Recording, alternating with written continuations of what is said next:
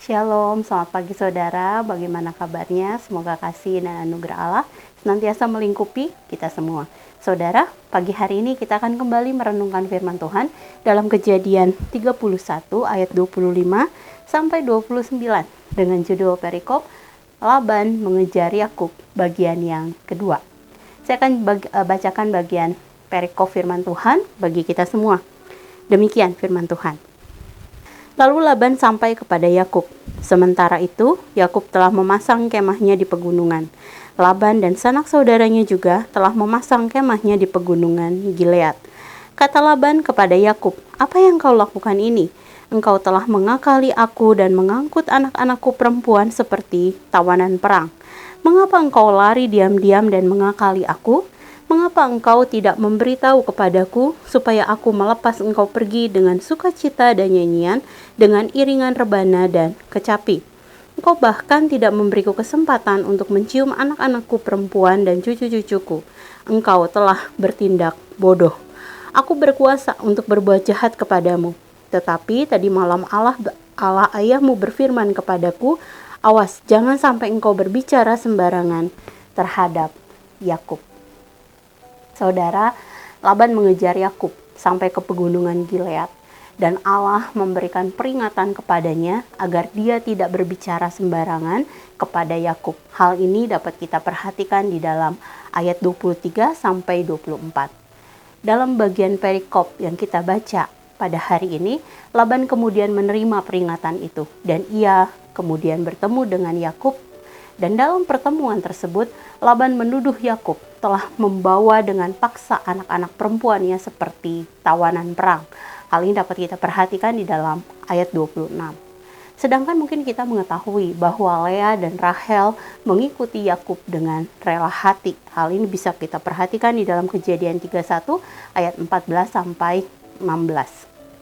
Saudara, Laban kemudian semakin mempertegas tuduhannya dengan menyatakan kerelaan hatinya untuk melepas anak-anaknya perempuan serta cucu-cucunya jika Yakub meminta kepadanya.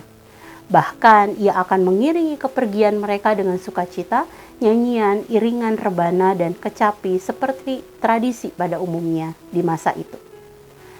Laban melanjutkan tuduhan tersebut dengan menyatakan kemampuannya untuk mencelakakan Yakub dan keluarga besarnya.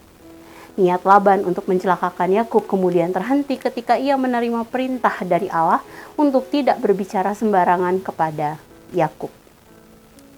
Saudara, melalui kisah ini kita mengetahui bahwa Allah adalah pelindung yang sanggup untuk mencegah rancangan jahat yang ditujukan kepada umatnya. Ia juga adalah Allah yang senantiasa menolong dan menjaga umatnya yang berseru kepadanya.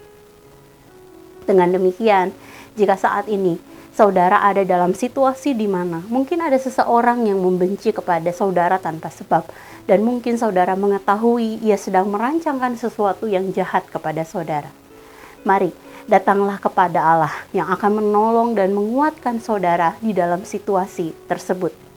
Mintalah kepadanya agar saudara diberi kemampuan untuk mengasihi dan menghadapi situasi tersebut dengan penuh keberanian.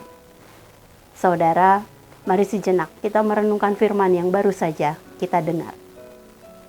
Saudara, apakah saat ini saudara sedang menghadapi orang-orang yang membenci, serta merancangkan yang jahat kepada saudara? Jika iya, maka datanglah kepada Allah dan mintalah kepadanya agar saudara diberikan kemampuan untuk mengasihinya.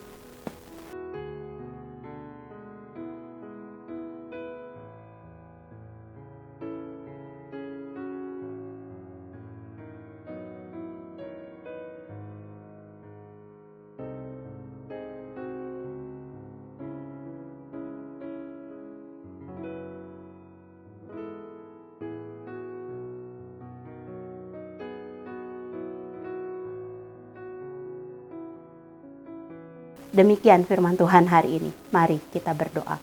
Tuhan, terima kasih satu hari Allah tambahkan dalam kehidupan kami. Kami bersyukur jika firman Allah terus mengingatkan kami untuk kami belajar mengasihi semua orang yang Engkau tempatkan dalam hidup kami, Tuhan.